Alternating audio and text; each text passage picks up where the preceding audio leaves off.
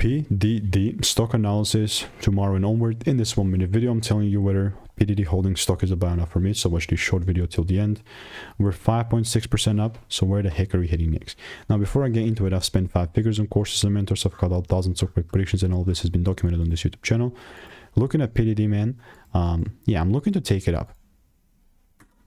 I mean, what I'm looking at is just my previous chart, in which case I was actually quite bullish. Like, I'm not gonna sit here and just freaking lie. That's the truth, and I do have the proof to back it up, which I'm gonna back it up right now.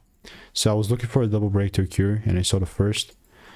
If I was looking at the chart, this would have been like such a buy a lot earlier, but yeah, started picking up finally.